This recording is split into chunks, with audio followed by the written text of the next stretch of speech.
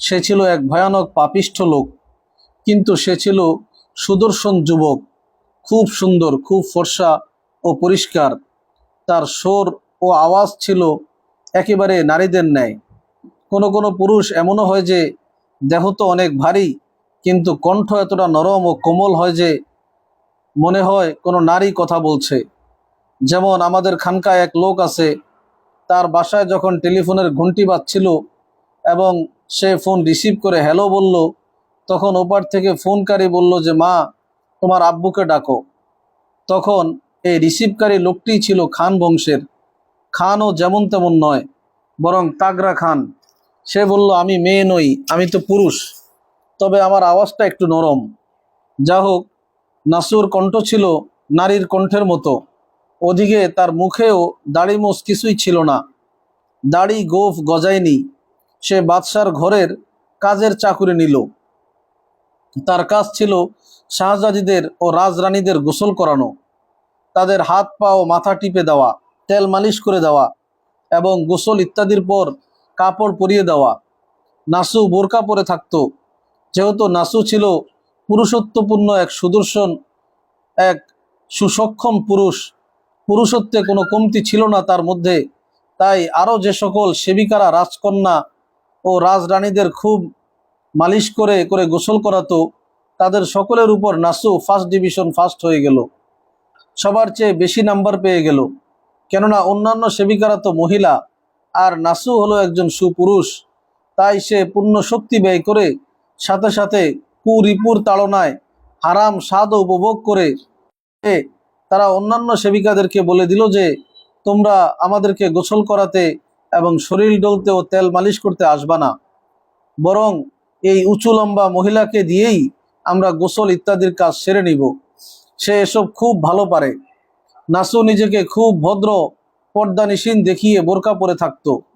বেগম সাহেবাদের গোসল ইত্যাদি সেরে পাশেই ছিল একটি বন জঙ্গল। সেখানে গিয়ে আল্লাহর দরবারে কাঁদত আর ফরিয়াদ করত, হে আল্লাহ, একদিন তো মৃত্যু আসবে, সেদিন আমি কিভাবে আপনাকে মুখ দেখাবো। একদিকে তওবাও করত, অপরদিকে আবার সেই কাজে লিপ্ত হয়ে নিজের নফসকে হারাম মজা ও আস্বাদনের সুযোগ করে দিত। মাওলানা রুমি রহমতুল্লাহ আলাই বলেন, নাসুর নফস এতটা জঘন্য নিকৃষ্ট ছিল যে এদিকে তওবা করত, অপরদিকে সেই কাজ পুনরায় করত। সে হাজারো বার তওবা করে তওবা ভেঙে ফেলেছে, কিন্তু একদিন তার ললাটে সৌভাগ্যের তারকা ভেসে উঠল। আল্লাহ পাকের সান্নিধ্য লাভের সময় এসে গেল, জজবের সময় উপস্থিত হলো। দেখুন, তখন জজবের সময় এসে যায়। যখন জজবের সময় এসে যায়, তখন খোদ বখোদ রাস্তা খুলে যায়। হে বন্ধু শুনো, যখন সৌভাগ্যের দুয়ার খুলে যায়, তখন তাকে পাওয়ার ঠিকানা তিনি নিজেই বলে দেন। আল্লাহকে পাওয়ার সময় ঘনিয়ে এলো। ওই জঙ্গল দিয়ে এক আরেফ বিল্লাহ ওলি আল্লাহ অতিক্রম করছিলেন। তখনই নাসুর ভিতর তোলপাড় সৃষ্টি হলো যে জঙ্গলে গিয়ে আল্লাহর নিকট রোনাজারি করবে। ইতিমধ্যে যখন দেখতে পেল এক আরেফ আল্লাহর খাস বান্দা যাচ্ছেন, অর্থাৎ এই পাপী বান্দা নাসুহ ওই বুজুর্গের নিকট গিয়ে বলল, হে আল্লাহওয়ালা, মেহেরবানি করে আপনার দোয়ার মধ্যে এই অধমকে একটু স্মরণ করবেন। মাওলানা রুমি রহমতুল্লাহ আলাই বলেন, ওই আল্লাহওয়ালা তখনই হাত উঠালেন এবং 7 আসমান পার হয়ে তার দোয়া আল্লাহ পাকের নিকট পৌঁছে গেল। জজবের সময় সন্নিকটে, এবং তখনই আসমানে নাসুকে ওলি বানাইবার ফয়সালা হয়ে গেল। আল্লাহ পাক তাকে জজব করে নিলেন এবং এক অদৃশ্য পথে তার জন্য মুক্তির পথ বের করলেন।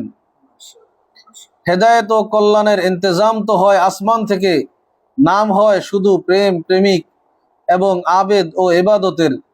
এবার নাসু যখন তওবা ইস্তেগফার করে জঙ্গল থেকে বাদশার বাড়িতে ফিরল, দেখতে পেল এক কঠিন ঘটনা ঘটে গেছে। আর তা হলো, বাদশার স্ত্রীদের মধ্য থেকে এক যুবতী স্ত্রীর গলার হার হারিয়ে গিয়েছে। তালাশ করার সময় ঘোষণা করা হলো যে যদি হার না পাওয়া যায়, তাহলে সকল সেবিকাকে বিবস্ত্র করে চেকিং করা হবে। এরপর তাই শুরু হলো। এক একজন করে সেবিকা মেয়েদের বিবস্ত্র করে চেকিং চলছে। এখনো 8-10 জন বাকি আছে, তারপর আসবে নাসুর নাম্বার। তখন নাসু কি অবস্থা! ভয়ে আতঙ্কে তার সারাটা দেহ কাঁপতে লাগলো। এবার সে আল্লাহ পাকের নিকট দোয়া শুরু করলো, কান্নাকাটি আরম্ভ করে দিল, আল্লাহ পাকের নিকট প্রার্থনা করলো, হে আল্লাহ, আজ যদি আমাকে চেক করা হয় তাহলে আমার গোমর তো অবশ্যই ফাঁস হয়ে যাবে, আমি যে পুরুষ তা ধরা পড়ে যাব, ফলে বাদশাহ আমার গর্দান পর্যন্ত মাটিতে পুঁতে ফেলবে এবং আমাকে ছিন্ন ভিন্ন ক্ষত বিক্ষত করার জন্য প্রশিক্ষণপ্রাপ্ত কুকুর দলকে আমার উপর লেলিয়ে দিবে, আমার জীবন প্রদীপ এভাবেই নিভে দিবে। বাদশাহ ক্রোধান্বিত হয়ে এত কঠিন শাস্তি দিবে যা সহ্য করা আমার পক্ষে সম্ভব না। নাসু এবার মহাপালনকর্তা আল্লাহর নিকট করুণ মিনতির সুরে বলতে লাগলো, আয় আল্লাহ, এই বান্দাকে আপনি অপদস্থ করেন না, সকলকেই উলঙ্গ করে তদন্ত চলছে, যদি আমি ধরা পড়ে যাই তাহলে বাদশার পক্ষ হতে আমার জন্য নিশ্চিতভাবে মৃত্যুদণ্ডের শাস্তি অবধারিত, যদিও আমি এক নালায়েক, গান্ধা, অতি নিকৃষ্ট বান্দা, কিন্তু আপনার নিকট ফরিয়াদ করছি, আপনি আমার এই গোপন হালত প্রকাশ করে দিয়েন না, আপনার সত্তার নামের পর্দার আঁচল তলে আমাকে সদয় আশ্রয় দিন। যদি আপনি আমাকে সদয় আশ্রয় না দেন তাহলে বাদশাহ আমাকে এমন ভয়ঙ্কর শাস্তি দিবে যা যুগ যুগ ধরে করুণ এক ইতিহাস হয়ে থাকবে। দ্বিতীয় ছন্দে নাসু অঙ্গীকারনামা পেশ করছে যে, হে আল্লাহ, জান দিয়ে দিব, তবু আর কোনোদিন আপনাকে নারাজ করব না। যদি আজ আপনি আমার বেদ প্রকাশ না করেন এবং আমার দোষ ঢেকে রাখেন, আয় আল্লাহ, আজ সমস্ত গুনাহ থেকে আমি পাক্কাপাক্কি তওবা করছি, আর কখনোই আপনাকে আমি নারাজ করব না। আয় আল্লাহ, এতটা খাঁটি মনে আজ আমি এই তওবা করছি যে দেহ থেকে জীবন বিচ্ছিন্ন হওয়া পর্যন্ত আর কখনো আমি তা ভঙ্গ করব না। জীবন দিব তবু কবু করব না আর গুনাহ, গুনাহ পরে তোমার পানে চাইতে যে পারি না, অঙ্গীকার এই ভঙ্গ আমি করব না আর কবু, ক্ষমার আঁচল তলে আশ্রয় দাও মোরে হে প্রভু। যদি আজ আপনি আমাকে মাফ করেন এবং মুক্তি দেন তাহলে আমি জান দিয়ে দিব, তবু আপনার নাফরমানি করব না। এই পর্যায়ে হযরত ওয়ালা করাচি দামাত বারাকাত রহমতুল্লাহ আলাই বলেন, আছে কি কেউ আজকের এই মজলিসে, আজকের এই আমাদের মজলিসে যে আল্লাহর ভয়ে হিম্মত করবে যে, হে আল্লাহ, জান দিব তবু আপনাকে অসন্তুষ্ট করব না, আপনার হুকুমের বিপরীত নফসের কোনো কথা মানব না, দেখব না কবু আমি তাদের পানে, অসন্তুষ্ট হবেন মাওলা দেখলে যাদের পানে। লানতি স্বাদের ক্ষেত্রে আমরা বলবো, এমন স্বাদ তো স্বাদই নহে, বরং তা লানত, যে স্বাদ নিলে কেড়ে নিবে আল্লাহ পাক রহমত, যে স্বাদ জেরে মাওলা মহান মালিক অসন্তুষ্ট হবে, যাব না কোনোদিন আমি সেই গজবে। আছে কি কেউ নাসুর পদাঙ্ক অনুসরণকারী যে আজ এই মসজিদের মধ্যে অঙ্গীকার করবে যে জান দিয়ে দিব তবুও হে খোদা আপনার গোস্বা, গজব ও অসন্তুষ্টির কাজ করব না, নফস নামক দুশ্মনের কথা মানব না? কে আছে যে আমার সাথে সাথে বলবে, আমার সাথে তোমরাও বলো, হে আল্লাহ, আজ আপনার সাথে ওয়াদা করছি যে আপনাকে নারাজ করব না, যদি তাতে জানও চলে যায়, গুনাহ থেকে বাঁচতে গিয়ে যদি জানও চলে যায় তাহলে জান আমি মাওলার তরে উৎসর্গ করে দিব, তবুও গুনাহ করব না।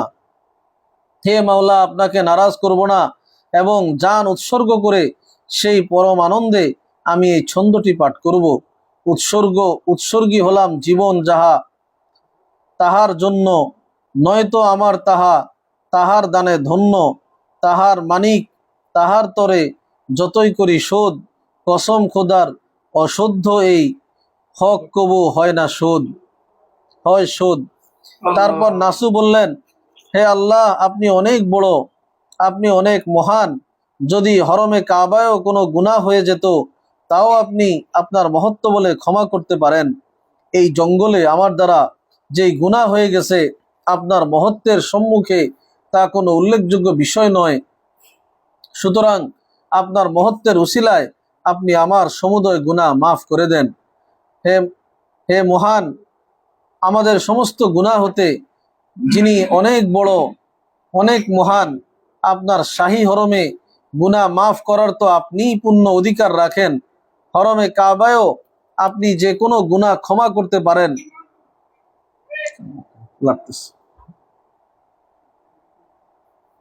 আপনার সুবিশাল মহত্ব বড়ত্বের সামনে আমার গুনাহ তো কিছুই না।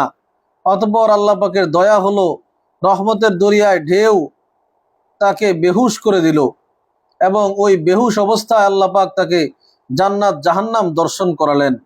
ইতিমধ্যে এক মহিলার নিকট সেই হারানো হার পাওয়া গেল এবং সাথে সাথে ঘোষণা হলো যে হার পাওয়া গিয়েছে। এদিকে নাসু তো সেই বেহুশ অবস্থায় পড়ে আছে। এখন শাহী ফ্যামিলির নারীরা তাদের প্রিয়তম সেবক নাসুকে পাখা দিয়ে বাতাস করছে। যখন নাসুর হুশ ফিরে এলো এবং শারীরিক অবস্থা স্বাভাবিক হয়ে গেল, তখন শাহী মহলের রানীরা দুহাত জুড়ে নাসুর নিকট ক্ষমা চাইতে লাগলো, বলতে লাগলো যে, হে নাসু, তুমি আমাদের ক্ষমা করো। অপমান বোধে তোমার তো অনেক মানসিক কষ্ট হয়েছে, যার ফলে তুমি অজ্ঞান হয়ে পড়েছিলে। নাসু তখন রাজ পরিবারের রানীদের লক্ষ্য করে বলতে লাগলো, দেখুন, এখন আমার দ্বারা আপনাদের আর কোনো কাজ হবে না। আমার হাত পা থেকে খেদমত করার শক্তি নিঃশেষ হয়ে গিয়েছে। বেহুশ হওয়ার কারণে আমি এতটা দুর্বল হয়ে পড়েছি যে আপনাদের খেদমত করার ক্ষমতা এখন আর আমার মধ্যে নেই। এসব কথা দ্বারা নাসুর উদ্দেশ্য এই ছিল যে আল্লাহ পাক আমাকে বেহেশত দোজখ দেখিয়ে আমার ইমানকে সেই স্তরে পৌঁছে দিয়েছেন যে এখন আমার দ্বারা আল্লাহর নাফরমানি করা আর সম্ভব নয়। এখন যদি কদাচিৎ আমি নাফরমানি করতেও চাই, তখন আমার ভিতরে আল্লাহ পাকের বড়ত্ব মহত্ব ও তার ভয় এতটা ছেয়ে যায় যে তখন কোনো ক্রমেই আর সাহসী হয় না যে দুনিয়ার হারাম মজা ও স্বাদের বিনিময়ে আল্লাহর গুসা খরিদ করিব। আমার ছন্দের একটি টুকরা এখন স্মরণ হলো, যার বাংলা অর্থ, কিছুক্ষণের পাপের স্বাদে গেল মান ইজ্জত, চিরদিনের তরে হলাম চরম বেইজ্জত।